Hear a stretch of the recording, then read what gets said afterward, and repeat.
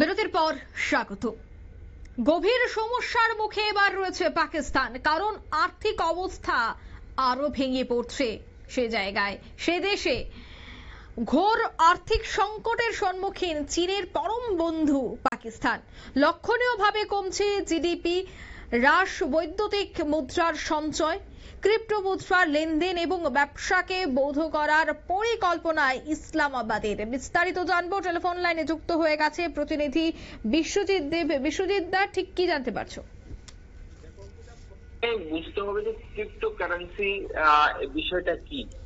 Crypto currency হচ্ছে একটি virtual বা ডিজিটাল মুদ্রা, যা পণ্য ও পরিষেবা কেনার জন্য ব্যবহার করা যেতে পারে। যা বোঝায় যে কোনো প্রকৃত মুদ্রা বা বিল ব্যবহার করা হয়নি এবং সমস্ত লেনদেন অনলাইনে হয়, এবং অনলাইন লেনদেন সম্পূর্ণ নিরাপদ তা নিশ্চিত করতে একটি শক্তিশালী ক্রিপ্টোগ্রাফি সহ একটি অনলাইন লেজার ব্যবহার করা হচ্ছে। এখন প্রশ্ন হচ্ছে যে পাকিস্তান এই ক্রিপ্টো কারেন্সির প্রতি কেন আকৃষ্ট হচ্ছে, এর পিছনে কি কারণ থাকতে পারে। দেখা যাচ্ছে যে মুদ্রাস্ফীতিতে জেরবার পাকিস্তান ঋণের বোঝা গলায় ক্রমশ ফাঁসির মতো চেপে বসেছে। কমেই চলছে আন্তর্জাতিক মুদ্রার ভান্ডার, সরকারি ভান্ডার প্রায় অর্থশূন্য। নিত্য প্রয়োজনীয় জিনিসের দাম আকাশ ছুঁয়েছে। ভেঙে পড়া অর্থনীতিতে অক্সিজেন যোগাতে এবার বড়সড় সিদ্ধান্ত নেওয়ার পথে ইসলামাবাদ।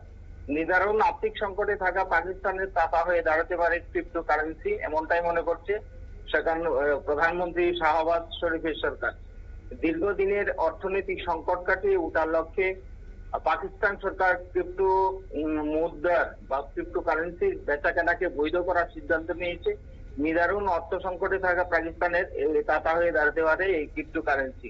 পাকিস্তানে বিদেশি বিনিয়োগকারীদের নজর টানার এবং সে দেশে ঢুকতে থাকা অর্থনীতি আধুনিকরণের জন্য ক্রিপ্টো মুদ্রার লেনদেন ও ব্যবসাকে বৈধ করার পরিকল্পনা করছে ইসলামাবাদ। কয়েক বছর ধরে দেশটি নজিরবিহীনভাবে আর্থিক সংকট মোকাবেলা করে চলেছে। লক্ষণীয়ভাবে কমেছে মোট আভ্যন্তরীণ উৎপাদন অর্থাৎ জিডিপি, এবং ধীরে ধীরে কমছে বৈদেশিক মুদ্রার সঞ্চয়। পাকিস্তানে বিদেশি বিনিয়োগকারীদের নজর টানার জন্য তাদের এই সিদ্ধান্ত হতে পারে বলে অনেকে মনে করছেন। তাছাড়া অর্থনৈতিক স্থিতিশীলতা নিয়ে গভীর উদ্বেগ তৈরি হয়েছে সেই দেশের নাগরিকদের মধ্যে। যে কোনো দিন নিজেদের দেউলিয়া ঘোষণা করতে পারে সেই দেশের সরকার, এমনটাই মত আর্থিক বিশেষজ্ঞদের একাংশের। গত এক দশকে পাকিস্তানের বেকারত্বের হার 1.5% থেকে বেড়ে 7% গিয়ে পৌঁছেছে। সরকার বুঝতে পারছে দেশটির মোট আভ্যন্তরীণ উৎপাদন বা জিডিপি বৃদ্ধির হার স্বাস্থ্য এবং শিক্ষা খাতে প্রয়োজনীয়তা পূরণের পক্ষে পর্যাপ্ত নয়। এই পরিস্থিতি থেকে পাকিস্তানের উত্তরণে সে দেশের অর্থমন্ত্রী, প্রধান উপদেষ্টা এবং নবগঠিত পাকিস্তান ক্রিপ্টো কাউন্সিল এর বক্তব্য হচ্ছে ডিজিটাল সম্পদের ব্যবহারযোগ্যতাকে মেনে নিয়ে সেই দেশে পথে হাঁটতে যায় পাকিস্তান সরকার। এই ঘোষণার পর এই ধরনের সিদ্ধান্তের পিছনে পাকিস্তানের আসল উদ্দেশ্য কি তা নিয়ে কিন্তু প্রশ্ন উঠতে শুরু করেছে। পাকিস্তান ক্রিপ্টো কাউন্সিল অভিমত হচ্ছে যে পাকিস্তানের 60% জনসংখ্যা যেহেতু 30 বছরের নিচে, এই বিষয়ে এই তথ্যটা আমি আবার বলছি, পাকিস্তানের 60% জনসংখ্যা যেহেতু 30% নিচে, সেই দেশে ডিজিটাল মুদ্রা ক্রয় বিক্রয় করার বাজার তৈরি আছে। তার দাবি আনুমানিক 1.5 থেকে 2 কোটি পাকিস্তানি ইতিমধ্যে ডিজিটাল সম্পদের ব্যবসা শুরু করেছেন। তাছাড়া পাকিস্তান ক্রিপ্টো কারেন্সি ট্রেডিংকে বৈধ করার জন্য আরো একটি প্রধান কারণ হলো মার্কিন প্রেসিডেন্ট ডোনাল্ড ট্রাম্পের ঘোষণা। দ্বিতীয়বার আমেরিকার মসনদ অধিকার করার পর ট্রাম্প বিটকয়েন সহ অন্যান্য ডিজিটাল মুদ্রা লেনদেন বিশেষ জোর দিতে শুরু করেছেন। ট্রাম্পের আশ্বাসবাণীকে তেজি ঘোরার মতো দৌড়চ্ছে বর্তমানে ক্রিপ্টো মুদ্রা বা ক্রিপ্টো কারেন্সির বাজার। তাছাড়া আমেরিকাকে ক্রিপ্টো রাজধানী হিসেবে গড়ে তুলতে চান ডোনাল্ড ট্রাম্প। এই বিষয়ে কিন্তু পাকিস্তানের বসে নেই, তাই পাকিস্তান সেই ক্রিপ্টো কারেন্সির বাজার ধরতে তারা ইতিমধ্যে ঝাঁপিয়ে পড়েছে। তাছাড়া আমেরিকার মতো দেশের ক্রিপ্টো বান্ধব নীতির দিকে ঝুঁকিয়ে পড়া পাকিস্তানকে ক্রিপ্টো কারেন্সি বৈধ বাণিজ্যকে কিভাবে এগিয়ে নেওয়া যায় সেইভাবে কিন্তু পাকিস্তান এগিয়ে যাচ্ছে। অঙ্কিতা, কি মনে হয় এই যে জিডিপি কমছে এবং এই বিষয়টাকে কেন্দ্র করে তার আগামী দিনে কোনো ঋণ পাবে না, এই সমস্ত বিষয়ে আগামীতে কি দেউলিয়ার একটা সম্ভাবনা রয়েছে? দেখো, একটি আন্তর্জাতিক একটি সমীক্ষা সংস্থার সমীক্ষা জানাচ্ছে যে এই তালিকা মানে ক্রিপ্টোকারেন্সির তালিকায় রাশিয়া চীনকে কিন্তু টপকে প্রথম স্থান দখল করেছে ভারত। বর্তমানে ভারতের 15 থেকে 20 কোটি মানুষ শেয়ার বাজারে বিনিয়োগ করার মতো ক্রিপ্টো মুদ্রায় বিনিয়োগ করা শুরু করে দিয়েছেন। যদিও ভারত সরকার এই লেনদেনকে এখনো আইন বৈধতা পুরোপুরি দেয়নি।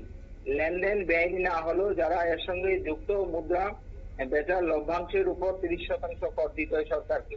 কেন ক্রিপ্টোকারেন্সির প্রতি এতটা ভরসা করতে চাইছে ইসলামাবাদ, এই প্রশ্নটা স্বাভাবিক। সেই সম্পর্কে বলতে গিয়ে বলা যায় যে আইএমএফ বা আন্তর্জাতিক অর্থ ভান্ডারের কাছে পাকিস্তান আর্জি জানিয়েছে ক্রিপ্টোকারেন্সি চালু করার জন্য। এর ফলে ঋণ পরিশোধের দিকটি নিয়ন্ত্রণ করা যাবে, পাশাপাশি এর ফলে বিদেশি বিনিয়োগ যেমন বেশি আসবে তেমনি কর পরিশোধও করা যাবে এর সাহায্যে। আন্তর্জাতিক মুদ্রা তহবিল থেকে এ পর্যন্ত পাকিস্তান, আবার বলছি যে আন্তর্জাতিক মুদ্রা তহবিল থেকে পাকিস্তান 2024 পর্যন্ত এ পর্যন্ত পাকিস্তান 20 বার ঋণ নিয়েছে এবং সাম্প্রতিকতম ঋণের পরিমাণ হচ্ছে $700 কোটি। এবং পঞ্চমবার যে আন্তর্জাতিক যে মুদ্রা তহবিল যে তাদের ঋণ দিয়েছে তখন কিন্তু তাদেরকে মানে চেতাবনী দিয়ে দিয়েছে, অর্থাৎ শেষ ঋণ বলে তাদেরকে বলে দিয়েছে, এরপরে তারা ঋণ দেবে না বলে দিয়েছে। অঙ্কিতা, ধন্যবাদ। অর্থাৎ পাকিস্তানের যে ভবিষ্যৎ তা আগামী দিনে আরো অন্ধকারের মুখে গিয়ে পড়ছে। অন্যদিকে পাকিস্তানকে এখন কেউ আর ঋণ দেবে না সে কথাই কিন্তু স্পষ্ট। তবে কিভাবে চলবে এই পাকিস্তান? চীন কি তবে এগিয়ে আসবে? কারণ চীনের এখন পরম বন্ধু পাকিস্তান, তার সাথে রয়েছে বাংলাদেশ।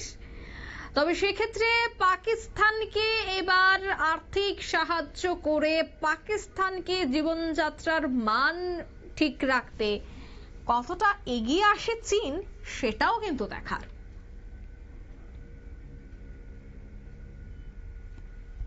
নিয়ে নিচে ছোট্ট একটি বিজ্ঞাপন বিরতি, সঙ্গে থাকুন।